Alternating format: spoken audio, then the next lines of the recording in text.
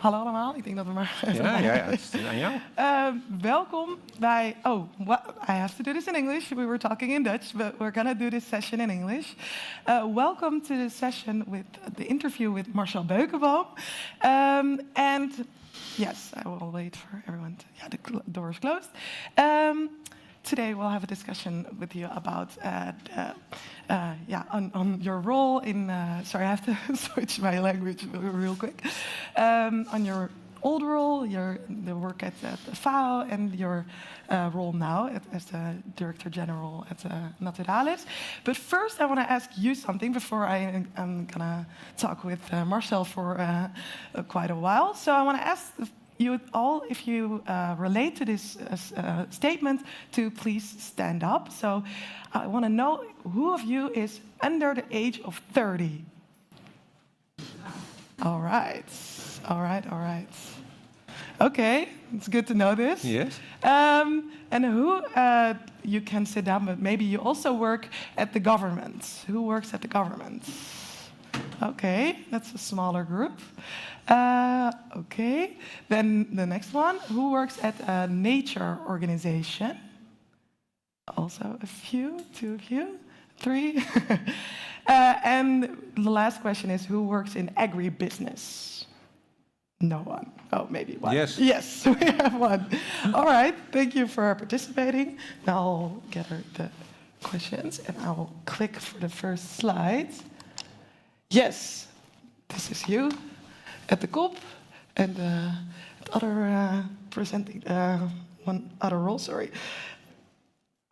Yes. So, welcome. Thank you for being here. Thank you. Yes. So this session will be sort of like a college tour. Only I'm not van huis, and you're not all students, I think. So welcome. And yeah. So we are going to know you, hopefully, a lot better today. And I think we have to start with where you come from. What was your youth like? Oh, we start all the way back to yes, my youth. Yes, all the way back to the youth. Because it's nice to, I think I should almost say to be back. This is my old network. I see many familiar faces because my last job was indeed in Rome as the Dutch representative to the Rome-based agencies. That's very much in food, in the food space. Before that time, I was the Dutch climate envoy. But I think many people still know me also from the time that I led the food security team in the Ministry of Foreign Affairs in The Hague.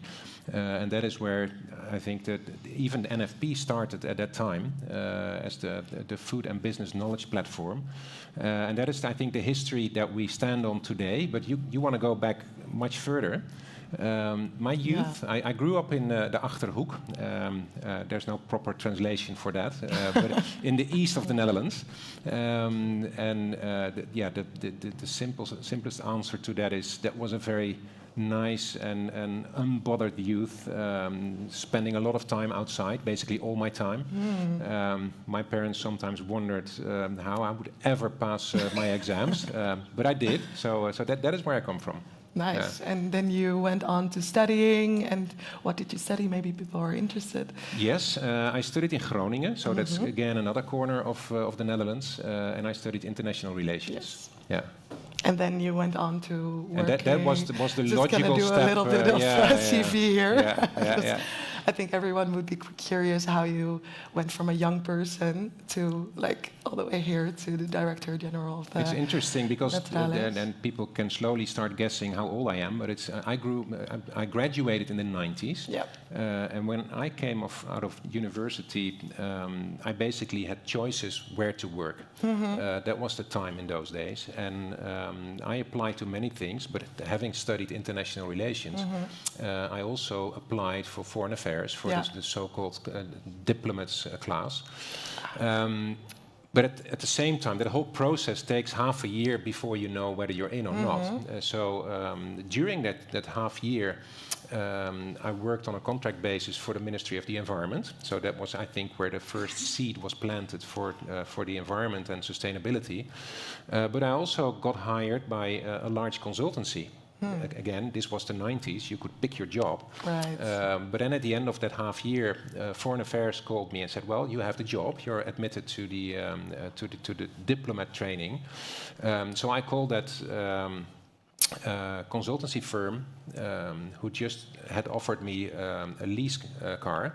I said, "I don't want your car. I'm going into foreign affairs and into a line of work that I really studied for and I care for." So that is how it all started. Yeah, yeah. That makes sense. All right, thank you for that beautiful answer. So I also want to know when did you first see the vulnerability of nature? When did you see that? I think again back to the 90s. Yes. The 90s was a time when nobody really saw it. And that's interesting because many of you who know the history know that in 1992 we had the Earth Summit. That is where the 3 Earth conventions were adopted on biodiversity, on climate and on desertification. But despite that being concluded at a global level, everybody else just lived on like there was no tomorrow. Flying became cheaper, holidays became cheaper. Really, I think when you have to point at one decade where consumerism started, it's the 90s. Right. And there was post Cold War, so people really thought, and you remember the book, The End of History, that was the mood in the 90s. So definitely I didn't see it. So that took a bit more. And slowly in the years afterwards, so I'd call it the zeros, I got into the substance and working in South Africa, for example, where I really saw what our behavior did to the environment. And South Africa is a country with many problems. And when we finished in South Africa, I thought, well, if we would only just have one of their problems, our complete society would collapse. But they had HIV/AIDS, they had poverty, they had climate change, and everything was there. And in a post-apartheid era, so that was, but. During that time, there was another summit in Durban, and that was also on sustainability. And that's when I slowly started seeing, okay, but the things we are talking about are real. And later on, I chose my jobs more carefully and more in the direction of sustainability. Yeah. Then I want to go to if you like today, the problems are also very big, even larger maybe than back then, because we just continued almost the way we did in some way. So if you were young now, how would you change the system now? Maybe we skip a bit ahead, but but that is a huge question. Yeah. And maybe my first reply to that would be, don't want to put the burden of changing the world or the system now on the shoulders of young people. That is, I think, a trap that many of us fall into, and I think it's the way many young people feel, that they are responsible for whatever we did, our generations did to Earth and to nature. Maybe what I would do is make it a collective responsibility. Also talk to the older generations. How are we going to solve this together? And take the responsibility that fits your role and see what you can do. And also not feeling responsible for it all. I mean, that's a daunting reality. And I think we will talk a little bit later about anxieties amongst young people as well. And exactly. that is, I think, part of the explanation to that is that many young people are made to feel responsible for what's going on. Yeah, that's very true. I think I want to also ask you on the books you may have maybe like some must-reads, because we talked about these with also in preparing, and you came up with 2 books. I can show them on the slide. Oh, I have one more photo, and then I have the books. So. Do you want for each of these books maybe tell you why you chose these and what was different in yourself after reading these? Yeah, and when you asked me this question in preparation, I thought, well, the question was, what is a must-read? Yeah. I kind of reinterpreted it a little bit. What influenced my thinking? Yeah. And these are two books that I read at a time that I was thinking about all these issues. And the one on the right is about changing the food system, and it very methodologically explains how you could do that, and it's based on the author's experience in UTS certified, how a certification scheme can actually help in changing, in this case, the food system or a particular sector in the food system. I don't want to necessarily recommend it because this is about cocoa or coffee, but it's the way of thinking. This really taught me how to look at the food system as a system with all its interdependencies. Yeah. And at the time that I read it, I think this was 2014. I just told you I was leading the food systems team or the food security team in Foreign Affairs, and we had to draft a new policy for our parliament. And this systematic thinking became part of what we submitted to Parliament. The connection between climate, production, employment, nature, and balancing those in a way that is sustainable in the long term. So that is that book. The other one, it's in Dutch, the Twijfelbrigade. In English, there's an equivalent in English that's called The Merchants of Doubt, by two American authors. What this does is go perhaps one level deeper into, in this case, the system, the climate system, but it's applicable to a lot. It's applicable what he does in big tobacco, big pharma, big oil, how the big corporations do influence what we think, what we do, how policies are drafted, etc. And once you've read this, you're going to see it, and that is it's very much applicable to big agro as well. What big, not all of them, I should be careful what I say here, but it's some big corporations that have a stake in the system as it is, do everything to raise doubt about scientific findings that underpin the necessity and the imperative to change. Yeah. And I've seen this in action in Rome, to be honest, where the influence of big companies that produce pesticides or seeds or fertilizers, and that also work on the premise that farmers, especially small-scale farmers, also rely on their inputs in a way that's almost circular, but circular in the wrong term of the wrong sense of the term, because they rely on these inputs every year. Yeah. So they go back to that company to buy those, and that is way off from regenerative agriculture. Yeah. That is way back from a more circular way of food production. And if you see those patterns, you start recognizing them also when you think it's not there. Because it's very subtle in its use of language, in zooming in or just zooming out, so you don't see the whole picture. So that is why I recommend that one, or at least that's a book that influenced me in how I looked at food systems. Yeah, and then you can change something because you see it. Once you see it, you can act. Yeah, exactly. And if you don't know, you don't know. And that is and maybe there's more out there, but these are two things that help me understand food systems and also how to act and react to what you see. Yeah. Well, I think we are all going to read these books now. At least I will.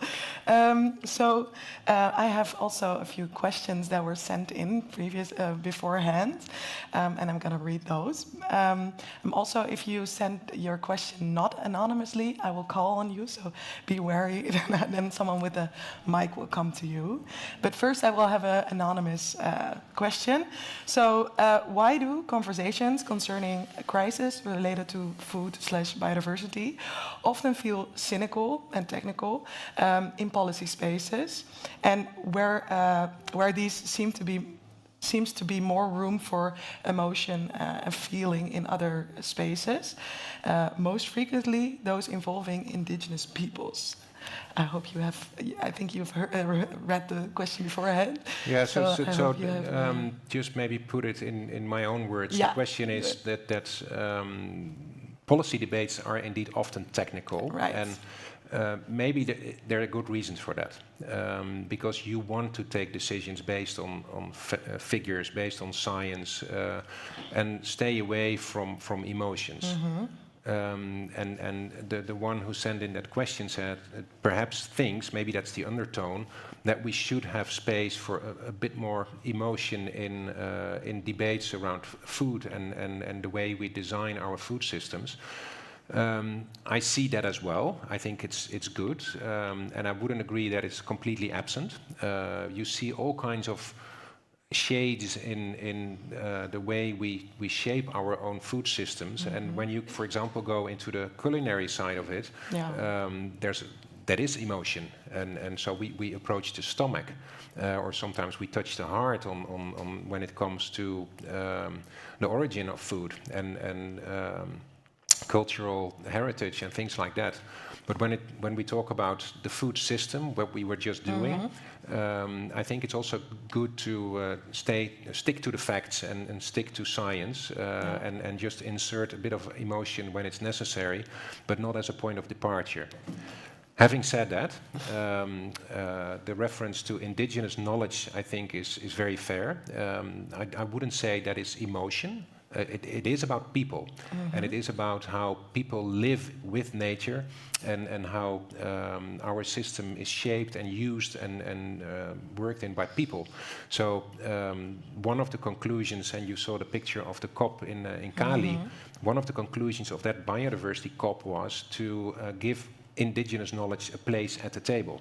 And that is, I think, a very good development, because if we keep on trying what we always did, we will keep on getting the same outcome. Right. It's a known saying, but it's true. And so bringing in indigenous knowledge, people that live closer to nature and know how to sustain a system over a longer period of time, it could be our rescue in the longer term. Exactly. Yeah. So we talked a lot about you talked a lot about the food system and how to, where the problems lie, of course.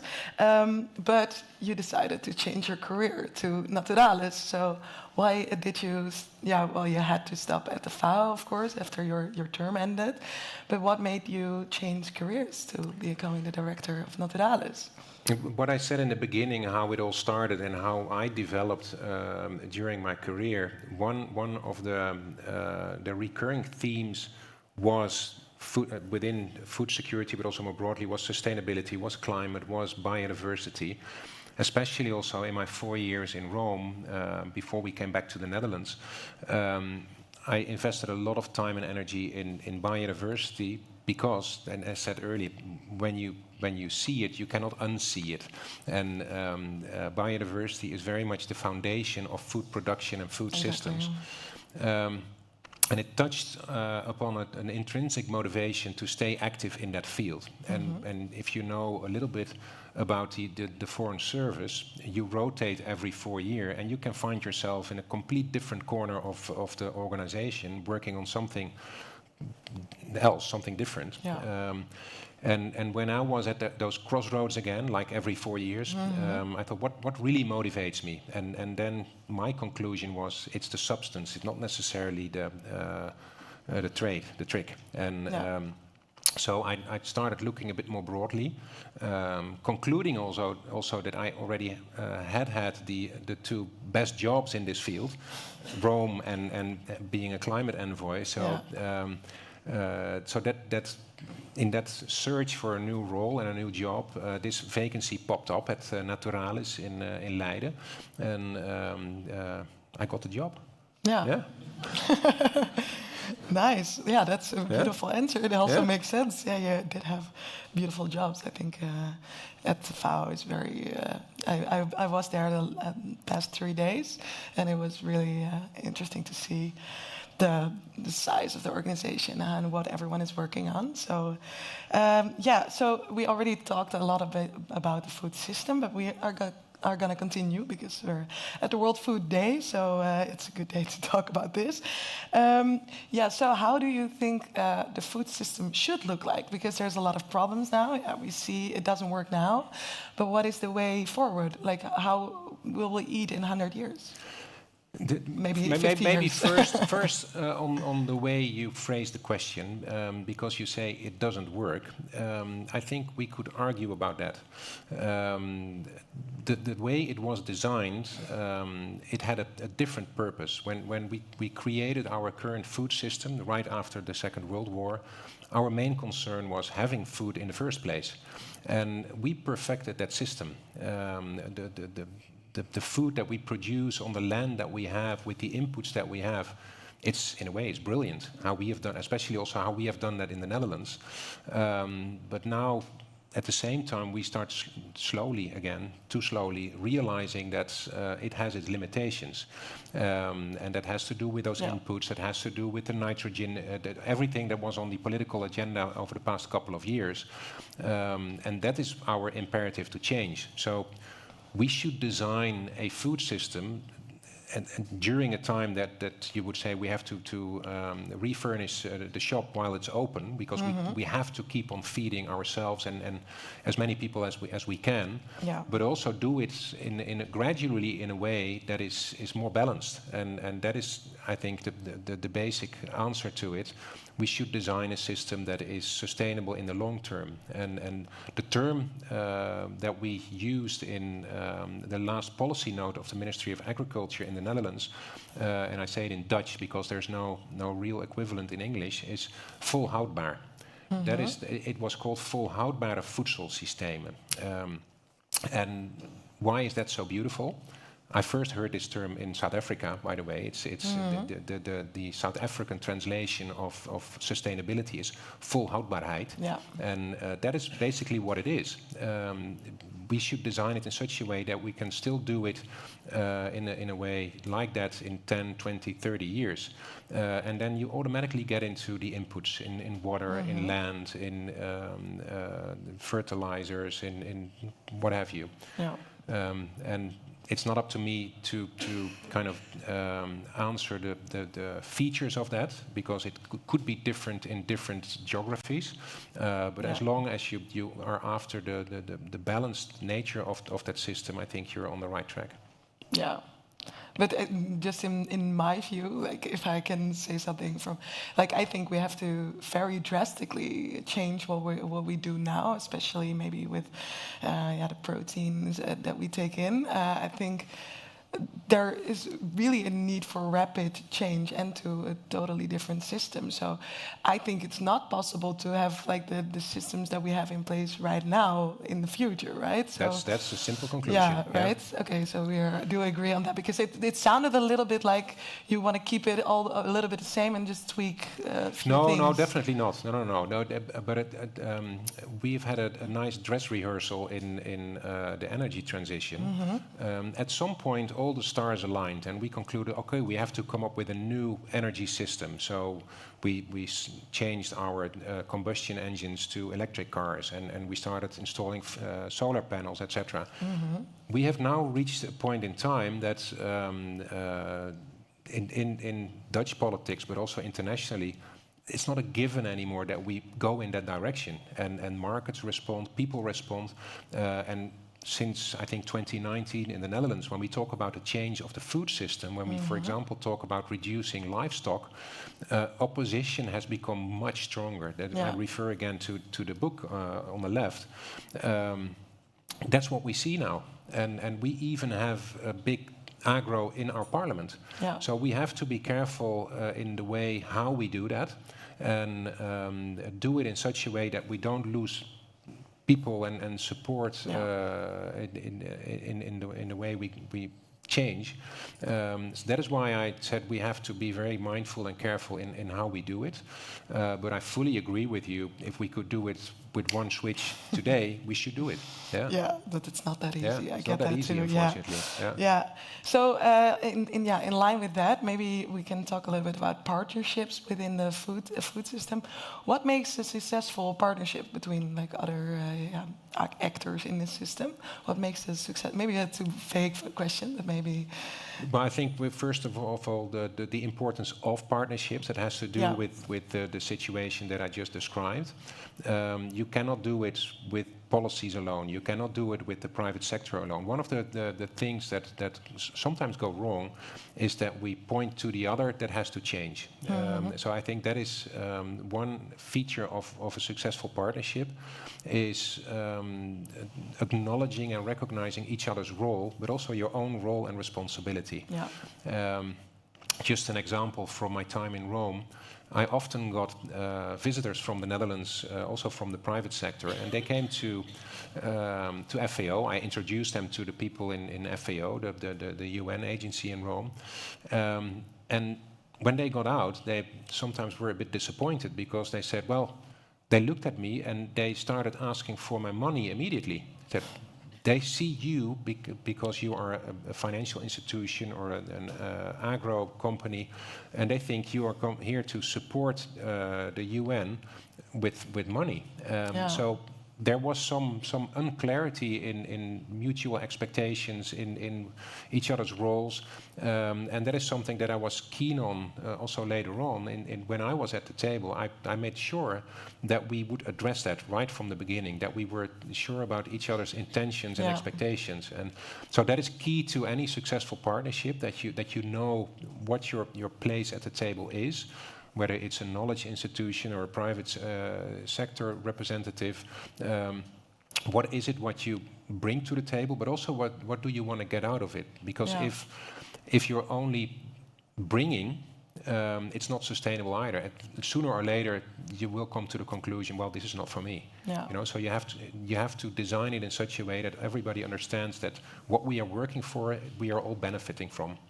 Right. And benefiting is not necessarily in financial terms or things like that.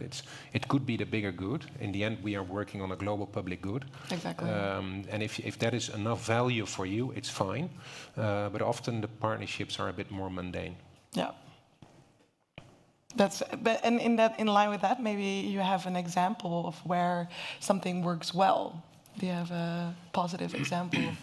Or a negative one. But maybe just get back to why we are here, the Netherlands Food Partnership. I said that I was involved at the very much the foundation of this, and it was then called the Food and Business Knowledge Platform. Okay. So it was the private sector, it was knowledge institutions, it was government and NGOs. So all four corners of what we started calling the Dutch Diamond were at the table, and I think to this day that's still the case. And to me, that is a very successful partnership in this space in the Netherlands. So yeah, I don't have to think long when you ask me that question. That's a good answer. I think the organizers are very happy with your answer. Yes, so I think I'm going to go to a question from the audience. Let's first hear if Rob Bussink is here. Well, here he is. You can stand up maybe if you want. Well, thank you for asking me this question. Yes, I'd like to talk about the banking system. I'd like to talk about the banking question. And sorry. Well, in 2008 we had a banking system, and the banking system almost collapsed. And we then made available $100 million to save the banking system. Now we are approaching maybe a climate crisis, a biodiversity crisis. And my question is, biodiversity is a life-supporting system.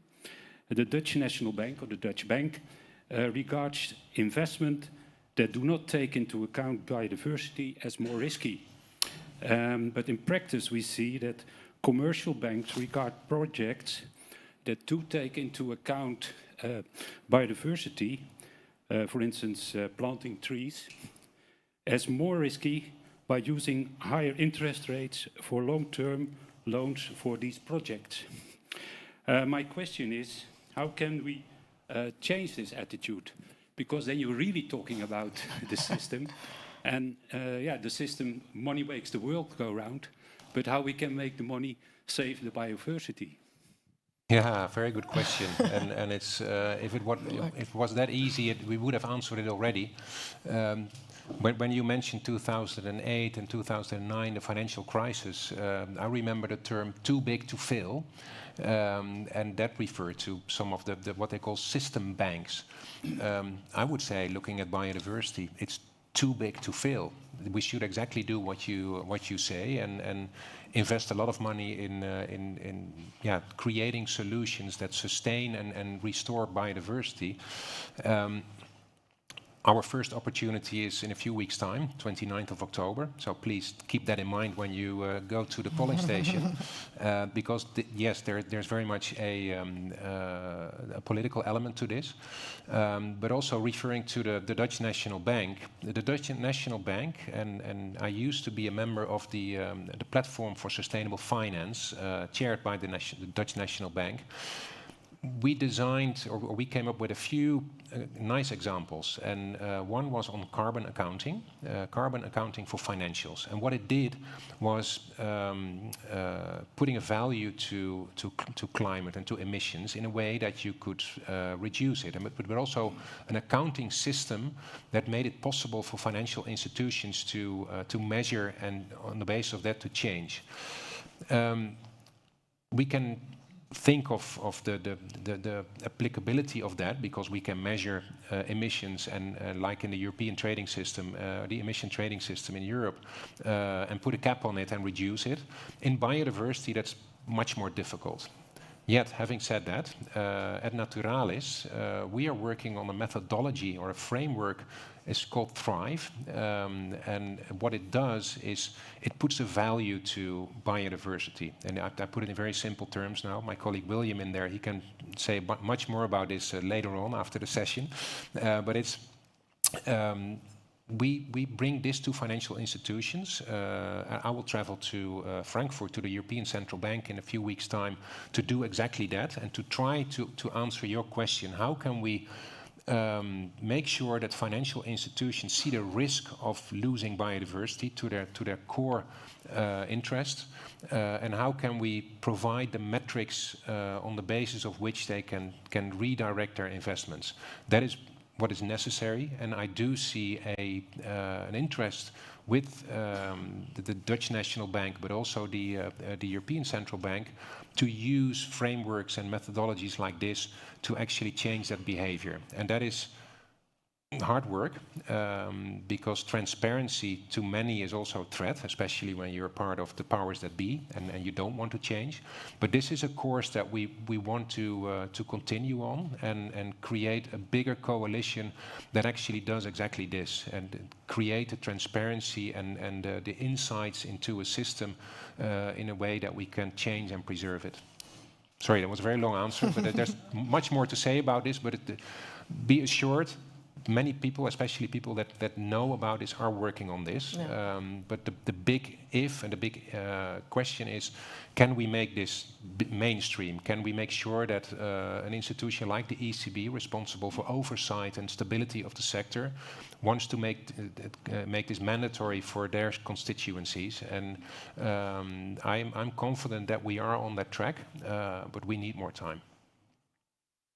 That's a short question, maybe? Well, related to climate, we see that even many countries that promise to contribute to the climate fund still doesn't do that, not enough, far enough to compensate the damage that has been done to all those countries which are almost threatened by, for instance, rising sea levels. Yeah, no, it's absolutely true. And that is one disadvantage of our global governance.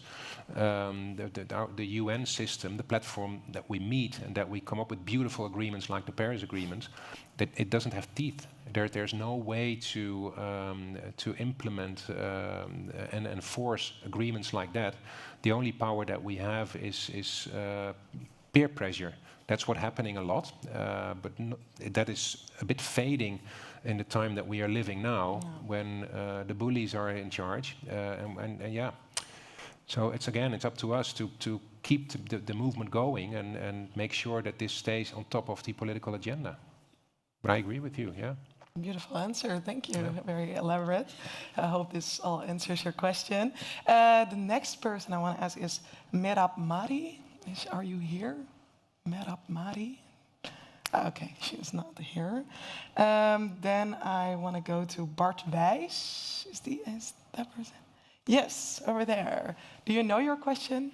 Do you have it written down? Otherwise, I forgot that it's.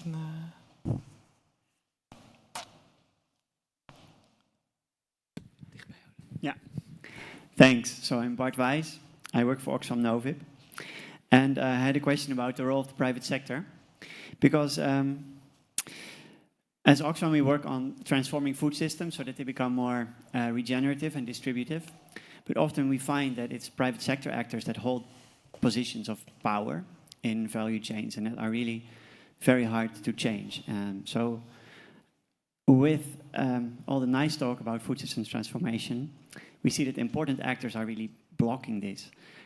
I'm wondering, how do you reflect on this? What would be your advice on how to deal with these? Do you see opportunities? Yeah. Yeah, no, this is a key question. It has to do with the Twijfelbrigade that we spoke about earlier. The ones that want to keep the system as it is, make sure they are at the table. What I learned also in my time as a climate envoy, you have to team up with those actors that do want to change, but along the way you have to assess whether they are genuinely motivated to do that. And when it was, for example, for fossil fuel companies, but also financial institutions, there were basically two tactics. The one was at Shell, you have those activist shareholders. They go to the shareholder meetings and they try to change a company like that from within. Or, and that was what people asked from the largest pension fund in the Netherlands, step out. That was the pressure that came up. So you either have constructive engagement or you have disinvestment. And I would also almost say to you, assess it per situation, per stakeholder, whether their intention to change is genuine. Then you team up with them and you try to change the system.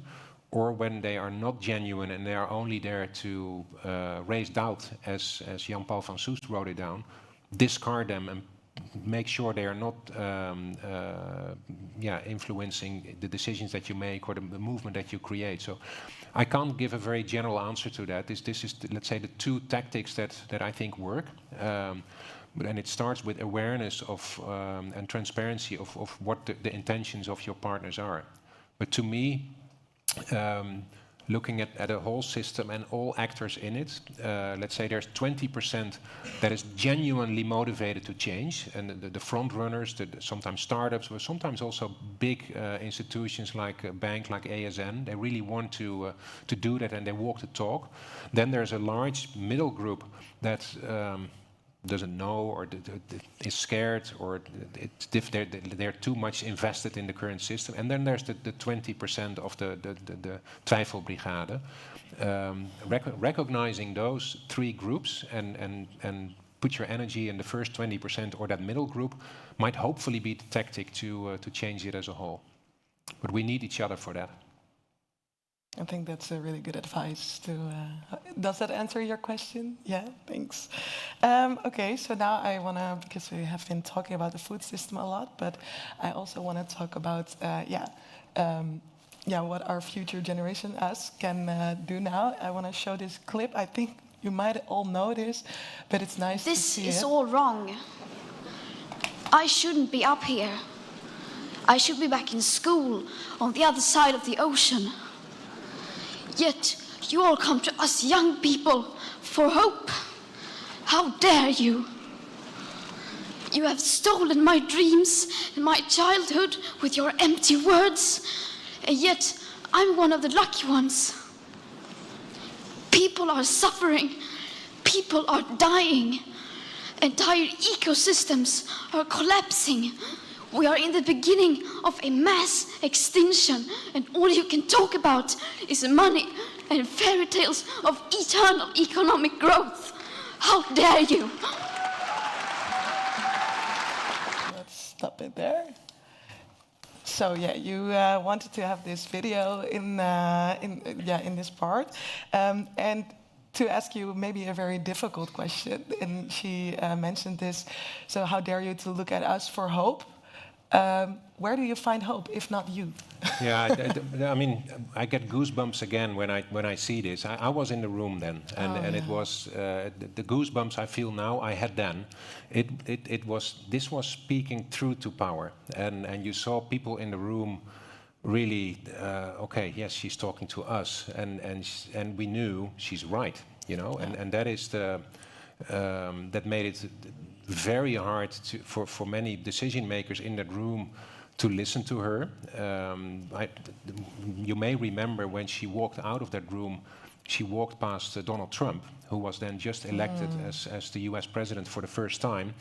And that was, to me, almost the poster of how you see the power struggle between those that have and those that don't have, the young versus the old, the ones that want to change versus the one that wants not to change. And in a way, it refers to the previous question as well.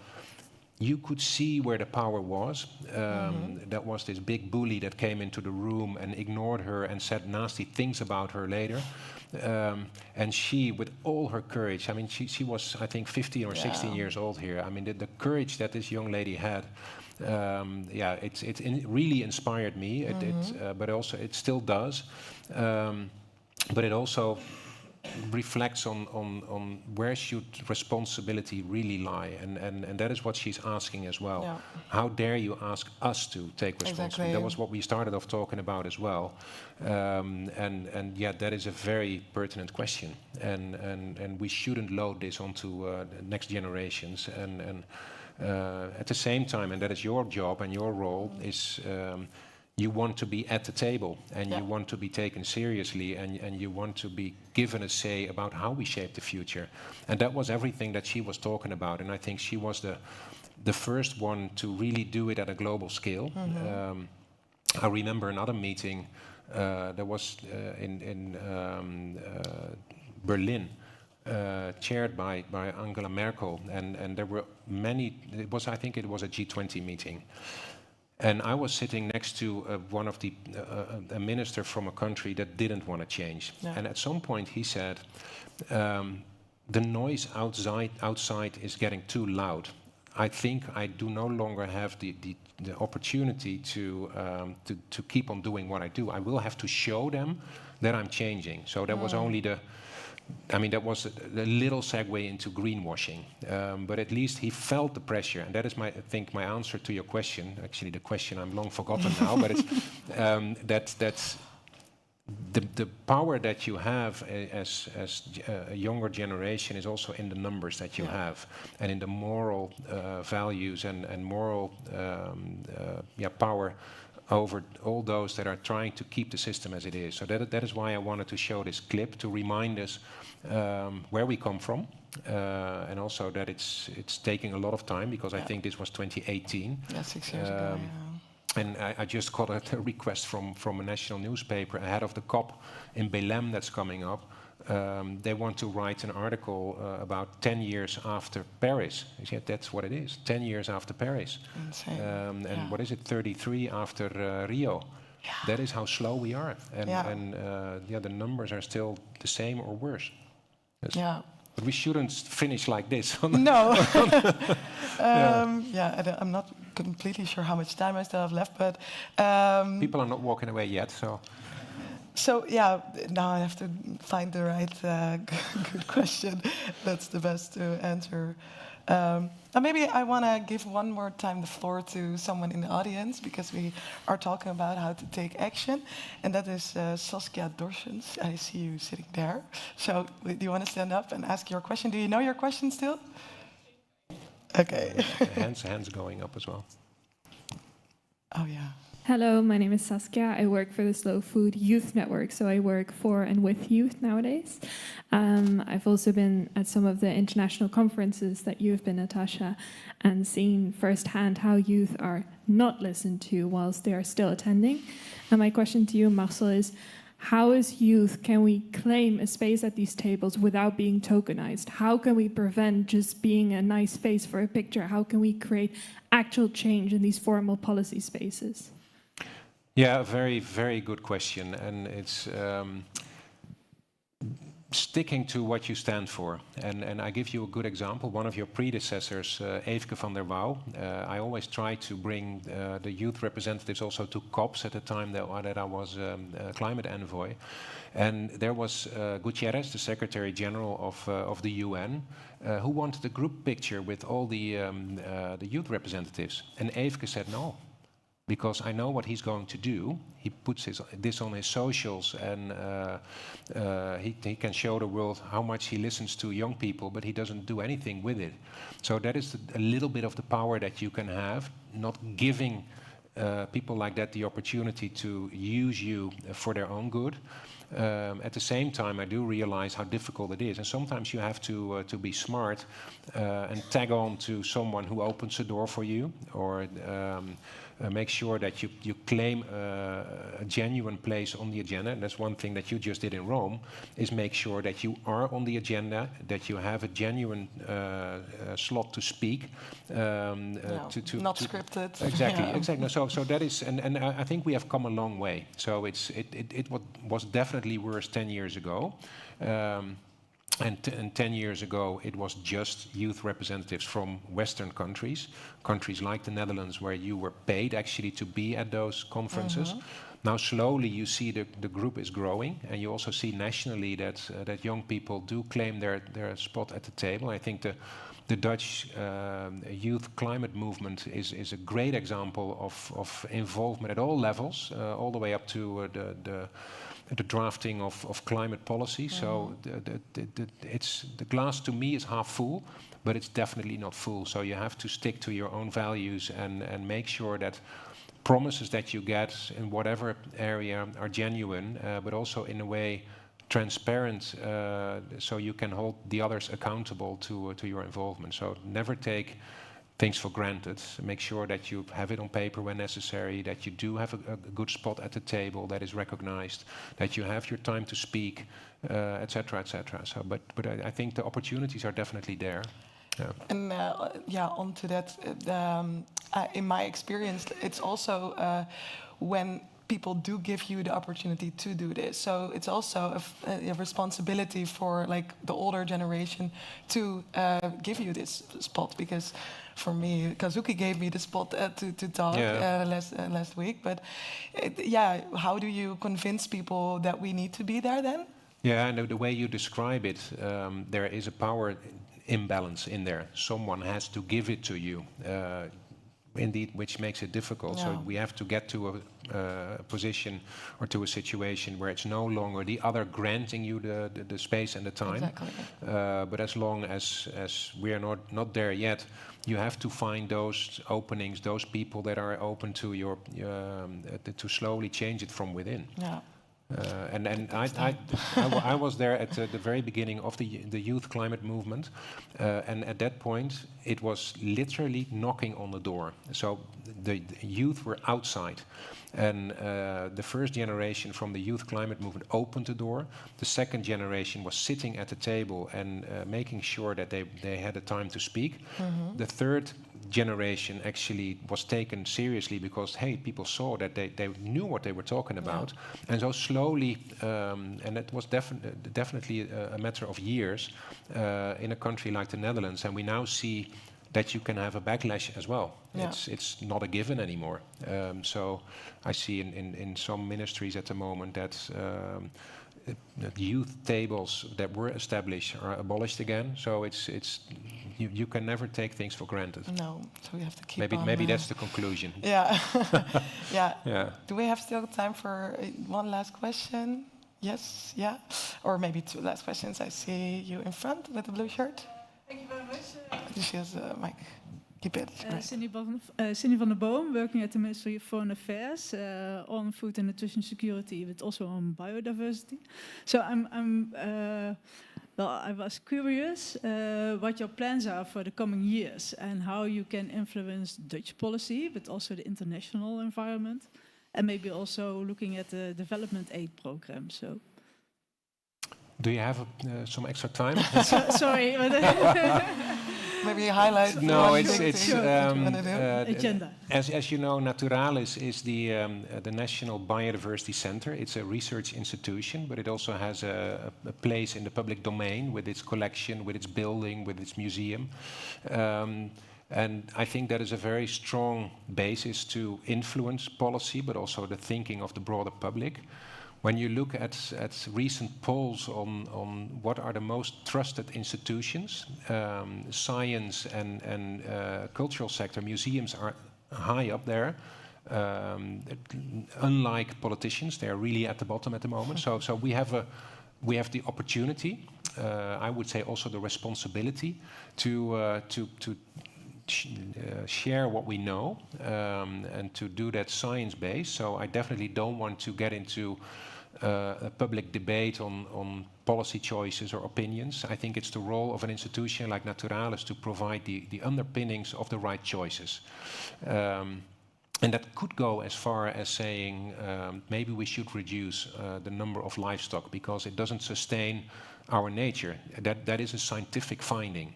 But we have to be careful how we do that, but I definitely see the opportunity to do that. And the same at the international level. I do have the experience and the network internationally, and so we are already looking into where we can do that best. I gave you the example of the European Central Bank. That is a very concrete example of how we are going to do that in the short term. But also looking ahead at the next biodiversity COP. I already spoke with the executive secretary of the convention, whether scientific institutions like Naturalis can play a role to also help that multilateral system to make progress. That leads me into the final element of your question, development cooperation. That is, I think, an extra session. So, but we do that later. But it's the role of development cooperation in all this is definitely changing, and you're in the midst of that, so you know what the pressures are at the moment. We should think of smart ways to do that, but also of that donor money is not having the leverage anymore as it had 30, 40 years ago. Jan Pronk could go to Africa and change with a little bit of money here and there whole systems. That is not the case anymore. And so we have to become much smarter in the ways that we actually use ODA, but also the knowledge that we still have in the system to foster change. Yeah. Beautiful answer. One final question. You in the back there. I haven't looked that side, so now I decided with the blonde hair. Sorry to give the young voices. Thank you. Voice. I'm under 30, so. Very good. Yeah, thank you. My name is Jelena, so good afternoon, everyone. I'm now just talking from myself. So let's leave my work behind. So for those who are interested, I can later tell you where I work and all of that. I'm actually not in the food systems, I'm more in the water sector. But I'm an ecologist. I'm trained as ecologist in environmental sciences, so somewhere close. The question is, and it's a short question, so I hope you can answer shortly because I know it's taken a lot of time already. You worked so many decades, years in the field of climate, food, agriculture, research. All of that is perhaps giving you like this thought that you can wake up every day with and to start your day with in a more meaningful way. So what is this? What is that like drives you in, and what you can maybe share with us, younger generation, in order to keep going? Thank you. That's a very pertinent and difficult question, and let me try to answer it with an example. When I was climate envoy, I created a little program called Climate Ambassadors of the Future. Those were young people from all walks of life, all directions, all levels of education. And the program took a year, and I started the first session with them talking about the Valley of Despair. And what is the Valley of Despair? The Valley of Despair is that you get new into this field of climate, sustainability, etc. And the more you know about what's going on, the more depressed you get, until you reach rock bottom and think, well, I can't do what you describe. I can't get up every morning, and there's no hope. We decided we would end with hope here today. When you are at the bottom, you can slowly see what your own role is, what your sphere of influence is, what actually can be done, what is already happening, and then you get out of that valley of despair because you have the ability to act, slowly also the knowledge to know where are the levers in the system. And to me, and I went through that valley myself as well, you really get depressed if you read all the reports and you see what's going on. You see what the merchants of doubt are doing.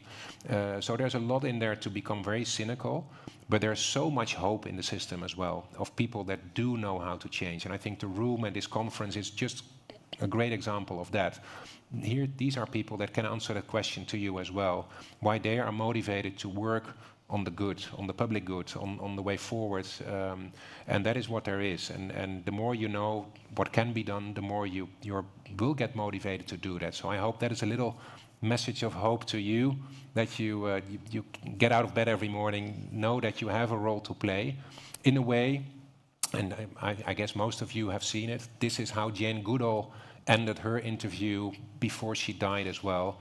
Just look at your own role. What is your sphere of influence? What can you do? And do it, because you matter and you have a role to play. Thank you for answering. And that reminds me of the book, Everything is F-U... asterisk. Everything is, hacked, kind of. Have you read this book? No, I have not read. So you that's another can recommendation. take a look at that. So that also. The title isn't very hopeful. Everything but I is guess hacked. So, but not. Thank you. Thank you. Thank you for your beautiful question. And I think that's where we wrap this up. Do you have some time to answer questions afterwards? Yes, I do. So not too many. Just so everyone knows whether you're running out or not. But I want to thank you for your beautiful answers. I am also inspired now. I hope you're also inspired by the words. And I love to end with Jane Goodall as well.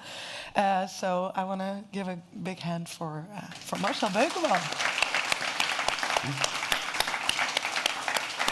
And for Natasha as well. Thank you. Yes.